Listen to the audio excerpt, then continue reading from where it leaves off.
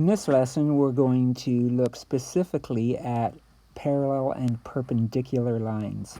So let's just talk a little bit about parallel lines before we start looking at equations and things.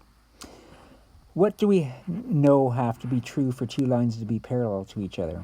Well, parallel lines run side by side. They never cross. So they never touch each other. Never touch, never cross.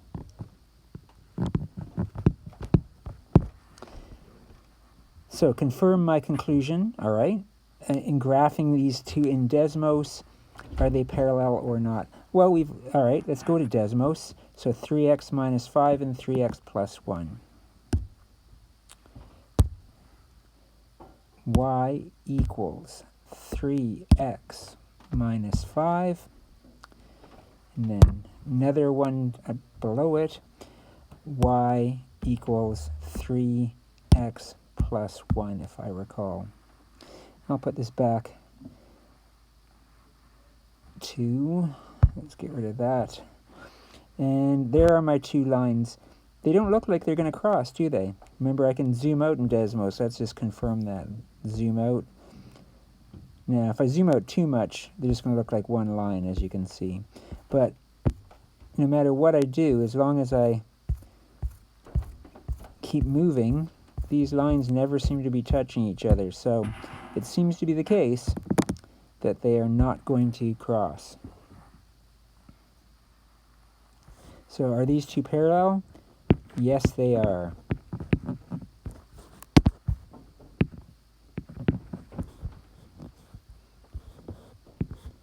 They never cross. State the equation of a third line that would be parallel to the above two.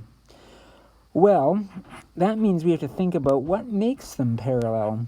There's only two things that we can play with. There's the slope and there's the y-intercept. The y-intercept is where they start from. The slope is where they go. So logically, it makes sense that it's probably the slope. It has something to do with the slope that's making them parallel. And if we look at these two, they have the same slope. So maybe it's the fact that they have the same slope that makes them parallel. So let's make up another one that has the same slope and a different y-intercept. Maybe a y-intercept of, let's say, 6, positive 6. 3x plus 6. Let's see what that looks like. Y equals 3x plus 6. And, yeah, it appears that I've hit upon the secret, because this black line that I just added also does not touch the other two. Given the following two lines, would you expect them to be parallel to each other? Well, if it is the slope that matters, then I need to compare negative 3/4 to negative 0.75. Now, one's a fraction, the other's a decimal. But if I was to make them both decimals or both fractions, would they be the same? And the answer is yes. 3/4 is the same as 0.75. They're both negative. So if they're both the same slope, I would expect them to be parallel. Same slope, right? Different format for the slope, fraction versus decimal, but not really different slopes at all. Confirm by graphing the two lines by hand, then confirm in Desmos. Well, let's see. Looking ahead a bit, I'm going to maybe just skip to doing these in Desmos for this one, just to save us a little bit of time. So negative 3/4 x plus 6. So let me just clear everything, get rid of these equations. Y equals negative 3 divided by 4. Remember, that's how I make a fraction. Move the cursor over before I type in my x. 3x plus 6. So there's one of them. And the other one was y equals just negative 0.75x. Y equals negative, and I'm just using the minus sign on the keypad here, 0.75x.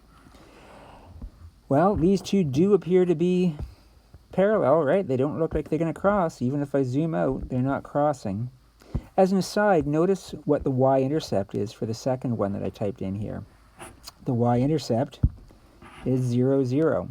Or to be more precise, it's just 0, because there's no b in this second equation, the y equals negative 0.75x. There's no plus or minus anything. So we assume that b, the starting point, is just 0 on the y-axis. So it does still have a y-intercept. Okay, so we've confirmed that those two are parallel. Now let's move on to perpendicular lines. What does it mean for two lines to be perpendicular to each other? Well, they cross. These ones definitely will cross. Anything that's not parallel will cross. They're going to cross at what's called right angles, which just means they cross at a 90-degree angle.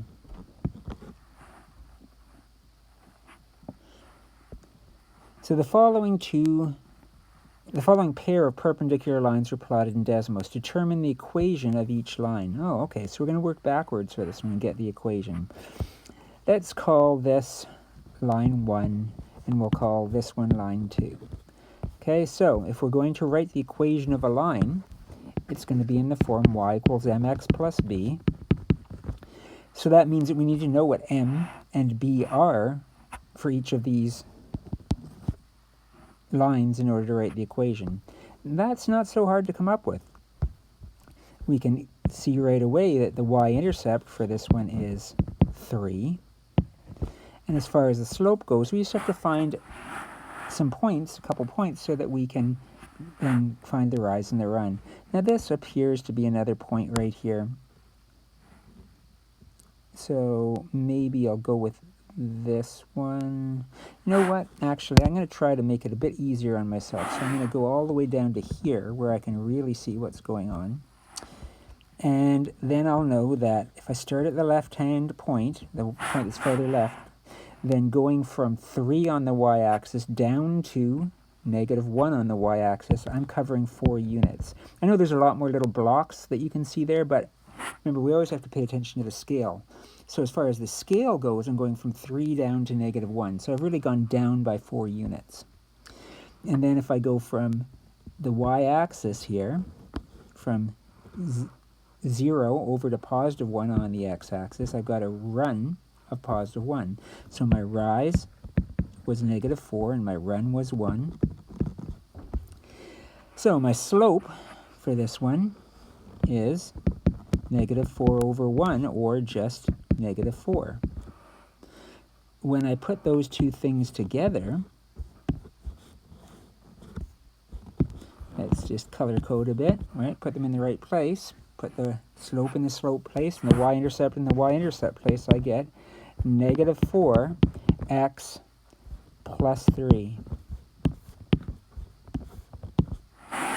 Let's do the same thing for the red one. So my y-intercept is through the origin. We just saw that if something goes through the origin, it's got a y-intercept of 0. The point on the y-axis it crosses at 0. If I find another point, again, try to find one that's fairly easy to read. If I'll go all the way over to here to find one that's fairly easy to read, and what's happening is it's got a run of 4 and a rise, again, going from left to right. I've gone 4 to the right, and I've gone up by 1 in this case. So my slope is going to be rise over run, 1/4. Color code. Y equals 1/4 x plus 0. Which I could just rewrite as y equals 1/4 x. So here's one equation, here's the other equation, and so these are two perpendicular lines, and that's how I found the equation for them. Do we see anything that really sort of stands out as far as making them perpendicular goes? Well, again, being perpendicular, just like being parallel, depends on where they're going. It doesn't really matter what the y-intercepts are. It depends on the slopes. So let's focus in on these slopes. We got a slope of -4 for one line and +1/4 for the other. The relation isn't quite as obvious as it was for parallel lines, is it? So let's take a look at another one. In the interest of being a bit quicker, let me just give you the equations for these two lines. So we got a purple one here, and just glancing at that one, I can see that it's got a slope that goes down from left to right. Let's see, from here to here, I'll find these 2 points. It's going down by 2, and it's going 3 units to the right between these 2 points. So it's got a slope of -2/3, and it's got a y-intercept of -1. And then this light green one, find a couple points for that. It goes from, let's say, this point here over to this point here. It goes from the left one to the right-hand one. It's going up by 3 and 2 units to the right. So the slope, the rise, was up by 3 and 2 units to the right, and the y-intercept for this one was +2. Again, let's focus on the slopes. There's something going on here with the slopes. So the slopes are involved in both these cases that I've got on my screen here. Both the slopes are involving the same numbers. In the first one at the top, we got 4 and, well, a 1 assumed, right? If I look here, I can think of -4 as -4/1. So we got a 4 and a 1. In the second one, at the bottom of the screen, number 3 as it's numbered, I've got a 2 and a 3, just they're reversed. And also I got one of them that's negative and one of them that's positive. So that seems to be a consistent thing that's going on here.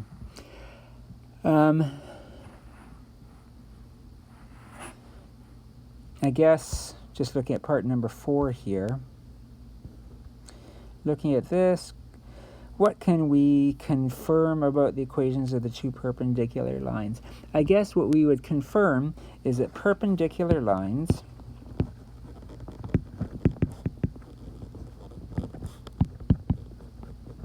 have slopes,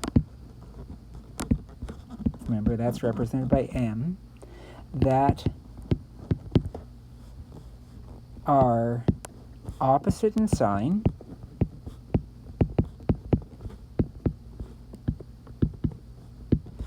and have the fractions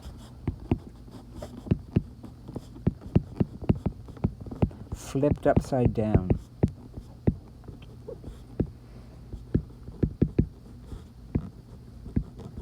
There's a fancy term for that. We call that negative reciprocals.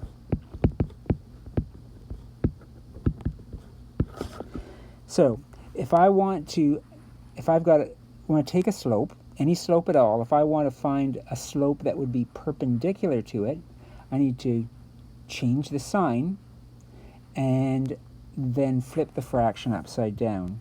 So for example, say I had a line that had a slope of, let's say 5/7. Then if I wanted to get a perpendicular slope, so I'll do m again for slope, but then I'll draw this little symbol here. Let me zoom right in on it. So a couple lines that look perpendicular to each other with a little right angle symbol there, that means perpendicular slope. If I wanted a slope that's perpendicular to the first one, then I'll flip the fraction upside down. In other words, 5/7 becomes 7/5, and I'll change the sign. So the first fraction, 5/7, was positive. I should make the second fraction negative. Or, another example,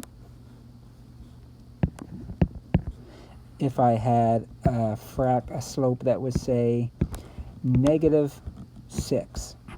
If I wanted to find the perpendicular slope to that, well, first of all, remember that anything can be thought of as a fraction, so 6 can be thought of as 6/1. And so I could flip that upside down, and I would change the sign.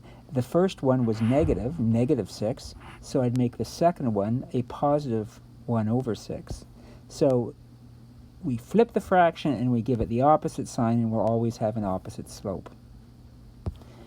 Okay, so let's look at some actual examples and decide whether or not these things are parallel, perpendicular, or neither. Pair of equations, parallel, perpendicular, neither. So we've seen for both parallel and perpendicular lines, what we need to focus on, what we need to zero in on in both cases is the slope. If the slopes are the same, they're parallel. If the slopes are flipped upside down with the signs changed, they're perpendicular. And if it's neither of those, then it's neither. So the first one here that I've highlighted in yellow, we've got 0.5, we've got a half. Really, that's just two different ways of writing the exact same slope. So that means that these are, pardon me, parallel. And I won't check it on Desmos right now. I can leave that to you. It's good practice. For this one, we've got a slope of +5 and -5. So they're obviously not the same, so they can't be parallel. If they're going to be perpendicular, they have to be opposite signs. There's two things. They have to be opposite signs, which they definitely are. One's positive, one's negative. But they also have to be flipped. So if the first one was thought of as 5 over 1, the second one would have to be 1 over 5. And that's not the case. So we got the opposite signs, but we don't have the flipped fractions. In this one, we got 4/3 and we got -3/4. So again, they're obviously not the same. We can see that at a glance. They're not parallel. They're definitely opposite signs, so you check that box. They're also flipped fractions. That means that since we can check both those boxes, they are perpendicular.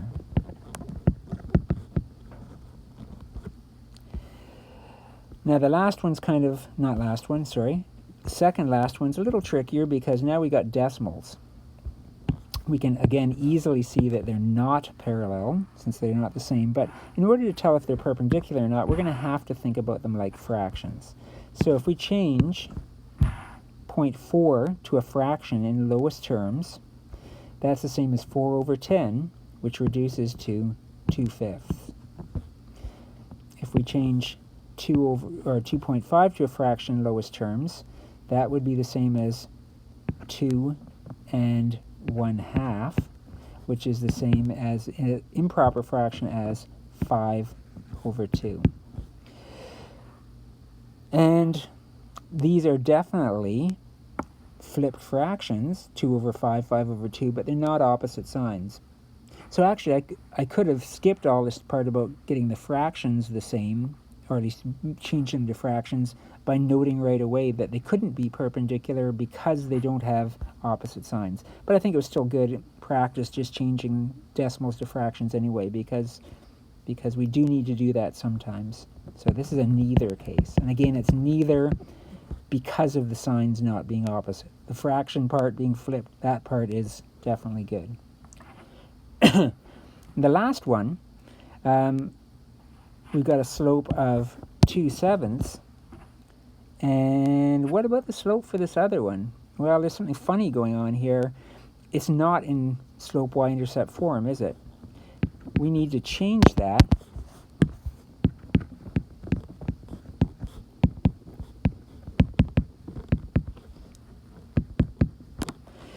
So we need to rearrange it like it's an equation, and we want to isolate y, because in y equals mx plus b, y is by itself. So pretend this is an equation that we're trying to solve, and we're trying to solve it for y, to find out what y is equal to. So we do the exact same things we do whenever we solve an equation. So the first thing we want to do is get the 2y by itself. So we can take the 7x, we can take the -16, bring them over to the other side, and change the sign. So we're going to leave the 2y where it is. We're going to bring the 7x over. It becomes a -7x when we subtract from each side. We're going to add 16 to each side. And then we still need to get rid of that 2 that's in front of the y, so we'll divide everything by 2. So 2y divided by 2 gives y. Negative 7 divided by 2 is negative 7 over 2 plus x. And then 16 divided by 2 is 8. Now I've got it in slope y-intercept form. When I compare these two slopes, I can see that they are opposite signs and that their fractions are flipped. That makes these ones, this one, these ones perpendicular.